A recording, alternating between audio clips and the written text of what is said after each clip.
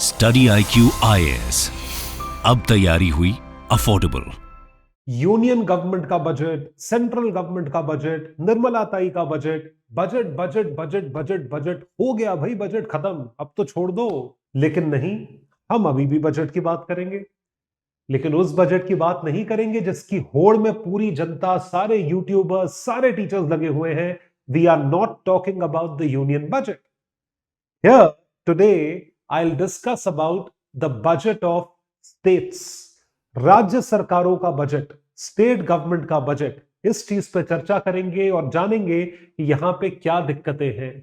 Ladies and gentleman, boys and girls, मैं हूं आपका दोस्त, host, educator, mentor Sanghi sir, और मैं आप सभी का स्वागत करता हूं स्टडी IQ IAS पर। स्टडी IQ IAS पर आप हमारे IAS एग्जामिनेशन फोकस्ड कोर्सेज पर आप सब्सक्राइब कर सकते हैं, उनको देख सकते हैं कि ये कोर्सेज किस तरीके से डिजाइन करे गए हैं। जितने 2024 के एस्पिरेंट्स हैं, आप सभी के लिए हम एक वेल स्ट्रक्चर्ड और वेल डिजाइन्ड कोर्स लेकर आए हैं GS फाउंडेशन के लिए। ये कोर्स कंप्लीट सिलेबस प्रीलिम्स का और कंप्लीट सिलेबस मेंस का कवर करवाता है। इसमें हमने इकोनॉमिक्स से स्टार्ट करा है और स्वयं मैं खुद इकोनॉमिक्स का पूरा सिलेबस प्री कम मेंस का पढ़ा रहा हूं। आप सब्सक्राइब कर सकते हो इस कोर्स को, जिसमें भारत की टॉप फैकल्टीज 1000 घंटे से ऊपर की लाइव टीचिंग में आपको पूरा सिलेबस कवर करवाएंगी। आपको प्रीलिम्स की टेस्ट सीरीज ऑफर करी जाएगी, मेंस की आंसर राइटिंग प्रैक्टिस ऑफर करी जाएगी, और उसी के साथ साथ आपको मेंटरशिप सेशंस क्लासेस के दौरान, क्लासेस के बाद, एग्जामिनेशन तक उपलब्ध होगा। कोई दिक्कत हो आप मेंटर्स को फोन करके सर्विसेज अवेल करें।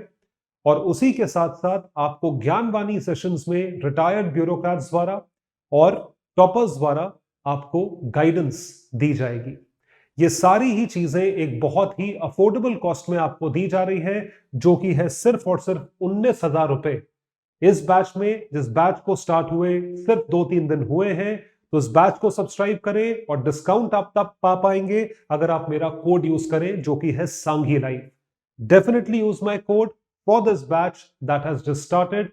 और इसी के साथ साथ आप ये PDF डाउनलोड कर सकते हैं मेरे टेलीग्राम हैंडल से, जिसका नाम है Ayush Sanghi's IAS academy. So let's see कि यूनियन बजट से ज्यादा जो इग्नोर्ड बजट है वो कौन सा है। बात होती है एक पर्टिकुलर पाए की, एक पर्टिकुलर रेवेन्यू और एक्सपेंडिचर के डिस्कशन की, जो कि सेंट्रल गवर्नमेंट का होता है, which is central government focused, central government budget. उसी तरीके से एक और पाए होता है जो कि स्टेट्स का बजट होता है, स्टेट गवर्नमेंट बजट। दोनों ही बजट्स में सरकारें खर्चे एलोकेट करती हैं, और बेसिकली बजट जो है वो खर्चों के लिए ही बनाया जाता है। सो द खर्चे are distributed between revenue and capital for the centre. Similarly यहां पर भी खर्चे जो है वो रेवेन्यू और कैपिटल में डिवाइडेड होते हैं। आपको जानकर हैरानी होगी कि कैपिटल एक्सपेंडिचर जो स्टेट्स का है वो सेंटर से ज्यादा है, it is higher than the central government budget. यानी कि सेंटर जो है कैपिटल एक्सपेंडिचर कम करता है एज कंपेयर टू स्टेट्स। इस वजह से ये बहुत ही जरूरी डिस्कशन है कि कैपिटल एक्सपेंडिचर जो सरकारें करती हैं, और सरकार द्वारा करा गया कैपिटल एक्सपेंडिचर भारत की प्रगति के लिए, भारत की डेवलपमेंट के लिए, विकास के लिए, वृद्धि के लिए बहुत जरूरी है। तो आइए देखें यहां पे क्या बात करी जा रही है। What are we talking about over here, हम क्या बात कर रहे हैं इस बारे में। Let's have a look. So when economic growth heavily hinges on the public sector driving investment activity in the economy, जो इन्वेस्टमेंट एक्टिविटी को ड्राइव करता है। So state governments account for a lion's share of the budget, general government spending, with capital expenditure by states exceeding that of the central government. Central government को capital expenditure states का exceed करता है। The state budgets are of critical importance. ये बहुत ज्यादा जरूरी है, बहुत ज्यादा इंपॉर्टेंट है। तो आरबीआई की एक रिपोर्ट के अनुसार क्या कहा गया कि report outlines how state government finances which had come under severe stress in 2020-21, जो लॉकडाउन वाला साल था, जब लॉकडाउन के चलते स्टेट्स के रेवेन्यूज मैसिवली अफेक्टेड थे, जब उनको टैक्सेशन रेवेन्यूज नहीं आ रहे थे, तो स्टेट गवर्नमेंट्स जो है बहुत लो थे, उनके पास पैसों का साधन या सोर्स नहीं था। तो slowdown in the economy due to the pandemic have improved in the years thereafter. However, there are several areas of concern.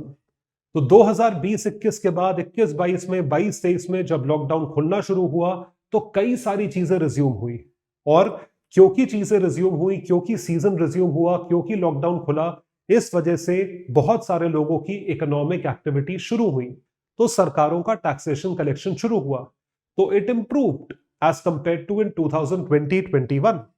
लेकिन जो स्टेट गवर्नमेंट के बजट्स हैं उनमें अभी भी एरियाज ऑफ कंसर्न्स हैं, या उसमें अभी भी किसी तरह की कुछ कुछ दिक्कतें हैं।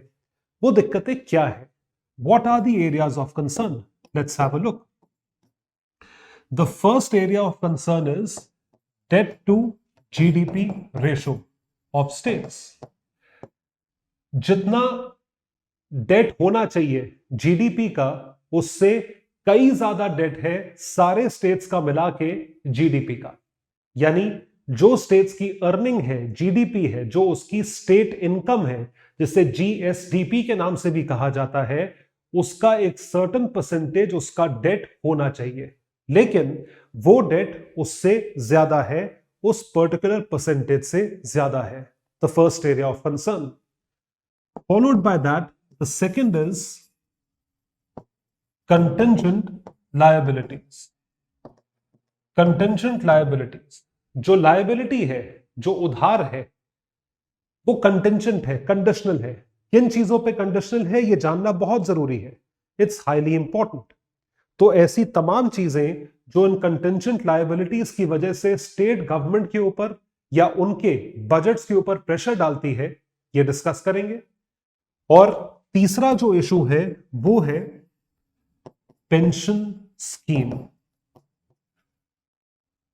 क्या आप जानते हैं ऑफिशियली पेंशन का सिस्टम जो है न्यू पेंशन स्कीम के चलते खत्म कर दिया गया था, लेकिन वो जो पेंशन है कुछ स्टेट्स रीइंस्टेट कर रहे हैं। तो क्या स्टेट गवर्नमेंट या स्टेट बजट के ऊपर प्रेशर नहीं आएगा? ये एरियाज ऑफ कंसर्न है, इनको डिटेल में एनालाइज करते हैं। Let's have a look. तो जब ये तीनों एरियाज ऑफ कंसर्न आते हैं, इसमें पहली जो चीज दिक्कत करती है वो है debt to GDP ratio. Debt to GDP ratio states का काफी हाई हो चुका है, और ये जितनी एक्सेप्टेबल लेवल ऑफ लिमिट है, अभी आपको बताएंगे, उससे ज्यादा है। So the state debt to GDP ratio remains uncomfortably high, जबकि लॉकडाउन के साल के अगले साल यानी 2021-22 में ये रेशो कम हुआ है, ये परसेंटेज कम हुआ है, यानी कि डेट कम हुआ है, फिर भी एवरेज से बहुत ज्यादा है। The debt to GDP ratio has fallen from 31.1% to 29.5%। तो 2020-21 से 21-22 तक और 22-23 तक कंपेयर करा जाए तो 29.5% आ चुका है, लेकिन अभी भी ज्यादा है। तो सबसे पहले आपको यह बताएंगे, let me explain what is debt to GDP ratio. GDP या GSDP gross state domestic product, यानी कि एक स्टेट की national income of the state. हम इसको नेशनल बोल रहे हैं, लेकिन ये बेसिकली पूरे स्टेट की इनकम होती है, तो इसको ग्रॉस स्टेट डोमेस्टिक प्रोडक्ट भी कहा जाता है। तो जीएसडीपी को इक्वेट करा जाता है डेट, यानी कि उसके लिए गए उधार से, कि डेट टू जीडीपी रेशो कितना है, how much is the debt of the GDP. GDP का डेट कितना परसेंटेज है, कितना रेशो, ये चीज निकालना, this has to be calculated, this is called as debt to GDP ratio.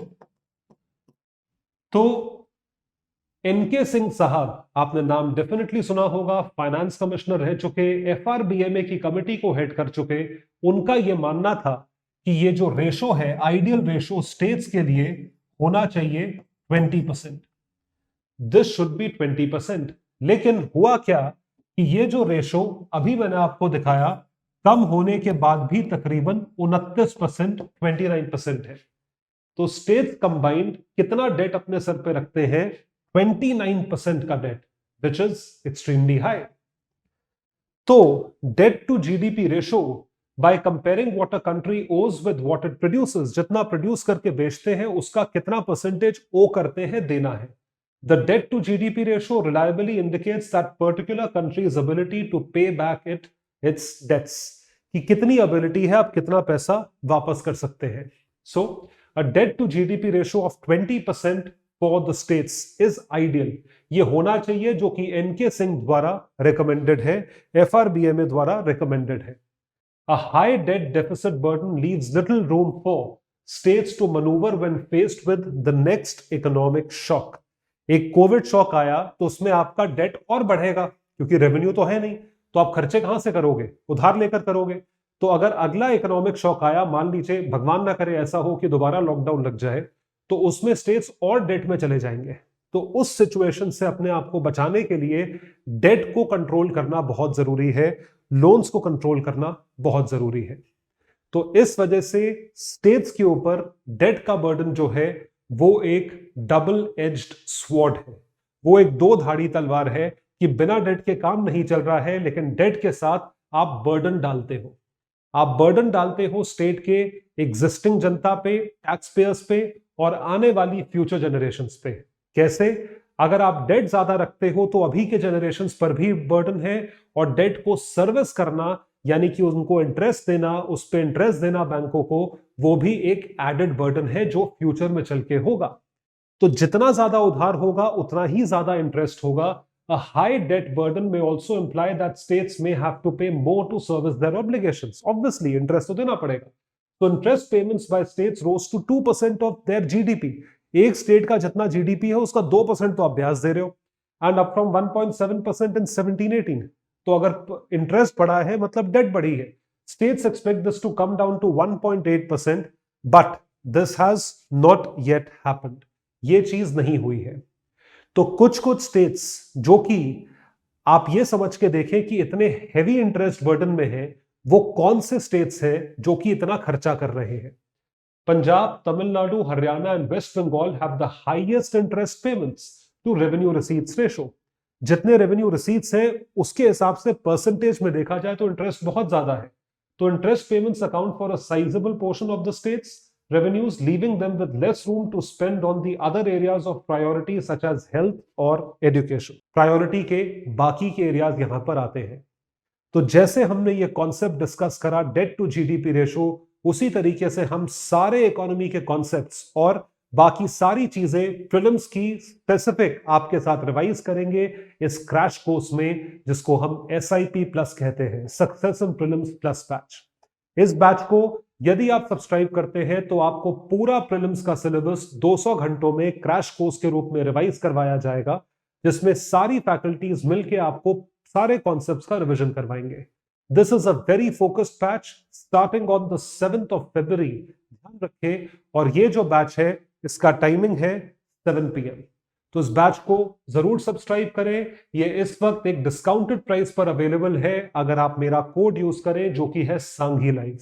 तो सांघी लाइव कोड के साथ ये बैच आपको सिर्फ और सिर्फ 6,000 रुपए में उपलब्ध होगा। दूसरा एरिया ऑफ कंसर्न है कंटिंजेंट लायबिलिटीज। जब हम कंटिंजेंट लायबिलिटीज की बात करते हैं तो इसका बर्डन एक्सेसिवली स्टेट गवर्नमेंट्स पर आता है। सवाल ये उठता है कि कंटिंजेंट लायबिलिटीज है क्या, व्हाट आर दे? तो कंटिंजेंसी यानी कि एक कंडीशन यानी कि अगर मैं आपको लोन देता हूं, if I am giving loan to you, I need some guarantee, जो कि एक बहुत आम बात है। तो लोन जो है वो दिया जाता है on the basis of getting some guarantee यानी कि कोलैटरल मिलता है। तो ये गारंटी या कोलैटरल जैसी चीज आपको लोन लेने वाला ना देकर स्टेट गवर्नमेंट्स देती हैं। तो state governments are providing this guarantee for the loan given. Loan is given to someone else and the guarantee is given by state governments. मतलब क्या है कि अगर कोई इस लोन पे डिफॉल्ट करे, if someone is defaulting on this loan, then I will be compensated by the state government. State government इस डिफॉल्ट पे मुझे कॉम्पनसेट करेगी। आप सोच सकते हैं ये कितनी बड़ी प्रॉब्लम पोज कर सकता है। आप जानते हैं इसका कितना बर्डन स्टेट्स पे ऑलरेडी है। जो आरबीआई का अनुमान है, सारे स्टेट्स की जीडीपी अगर कंसिडर करी जाए तो अभी एग्जिस्टिंग बेसिस पे तकरीबन 3.5% of GDP would be costed, और they would cost the states 3.5% of the GDP of the total thing which has been done as a contingent liability. 3.5% of GDP. और यदि स्टेट्स की बात करी जाए तो स्टेट्स में कौन कौन से स्टेट्स आते हैं? तेलंगाना, उत्तर प्रदेश, कर्नाटका, ऐसे स्टेट्स जो हैं वो मैसिवली डिफॉल्ट कर सकते हैं। तो देखें, liabilities refer to obligations of a state government to repay the principal and interest in case the entity defaults। जिसने लोन लिया है, तो जिस एंटिटी ने लोन लिया है वो डिफॉल्ट करे तो स्टेट्स कॉम्पनसेट करेंगी। तो स्टेट गवर्नमेंट का एक सिग्निफिकेंट राइज है ऐसी कंटिंजेंट लायबिलिटीज के लिए, जिसका अनुमान आरबीआई ने लगाया है कि ये 3,12,000 करोड़ या 2% ऑफ जीडीपी था 2017 में, और ये चीज जो है 7.5 लाख करोड़ या तकरीबन 3.7% हो गया जीडीपी का 2021-22 में, जहां पे Andhra, Telangana, Uttar Pradesh have the most guarantees outstanding at the end of March 2021। It's an alarming situation. तो ये स्टेट एंटिटीज डिफॉल्ट करे, मान लीजिए सब नहीं, अगर 10% भी डिफॉल्ट करे तो आप ये सोच के देखिए 7.5 लाख करोड़ में से 75,000 करोड़ सारे स्टेट गवर्नमेंट्स के ऊपर जो है वो एक ह्यूज प्रॉब्लम है। इसका एक बहुत बड़ा एग्जाम्पल है जो ऑलरेडी देखा गया है पिछले कुछ दशकों में, 20-25 साल में, वो है बिजली विभाग कंपनीज के साथ, यानी कि सरकारी डिस्ट्रीब्यूशन कंपनीज के साथ। सारे राज्यों की डिस्ट्रीब्यूशन कंपनीज जो है, बिजली विभाग कंपनीज है, वो सब नुकसान में चल रही हैं, लॉसेस में चल रही है, हेवी लॉसेस में।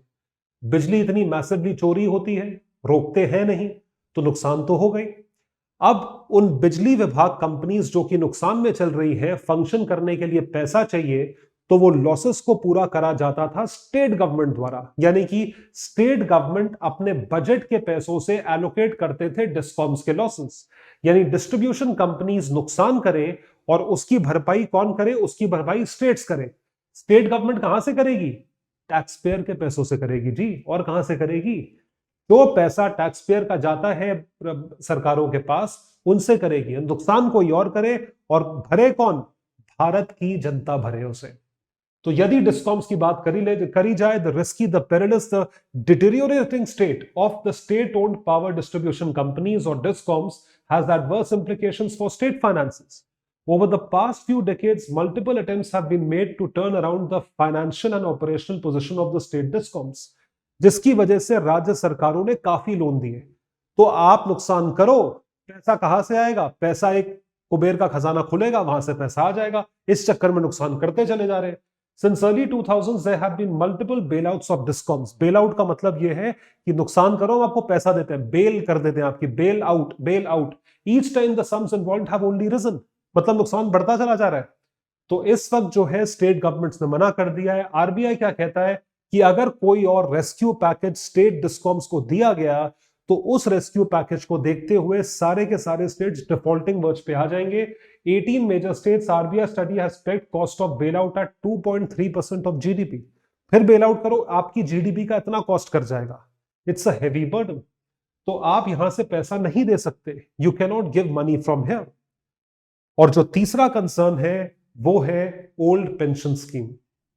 आप एक बात जानते हैं, एक आंकड़ा बताएं आपको, यदि भारत सरकार पूरे देश में जितने भी central government, state government, defence employees हैं उनको पेंशन देती रही तो भारत सरकार 2040 तक, भारत देश जो है वो बैंकरप्ट हो जाएगा। भारत देश जो है वो लुट जाएगा यदि पेंशन इसी रेट पे जाती रही तो। ये बात ध्यान रखिएगा। 2040 तक, बहुत दूर नहीं है, 17-18 साल है, देखते ही देखते टाइम निकल जाएगा। पेंशन का ऑलरेडी इतना हैवी बर्डन है। 2004 में जो पेंशन डिसकंटिन्यू हुई थी, 2003 में डिसकंटिन्यू हुई थी, उसी का बर्डन आज तक लाखों करोड़ों में आता है। इस चक्कर में सरकार ने पेंशन को बंद किया। लेकिन कुछ स्टेट्स ने पावर में आने के बाद पुरानी पेंशन स्कीम वापस शुरू कर दी, जैसे कि राजस्थान, जैसे कि तेलंगाना या आंध्र प्रदेश। जो भी नॉन बीजेपी रूल स्टेट्स हैं वो ओल्ड पेंशन स्कीम या ओल्ड पेंशन सिस्टम के चलते उन्होंने जो अपने इलेक्शन मैनिफेस्टो में कोट करा था उसी चीज को इंप्लीमेंट करा। Recent example is Ashok Gehlot government in Rajasthan. So new risks have emerged with some states now opting to return to the old pension scheme. While most states had then signed on to the new pension scheme, some states such as Rajasthan and Chhattisgarh have now chosen to revert. Congress ruled states say this will have adverse implications for state finances.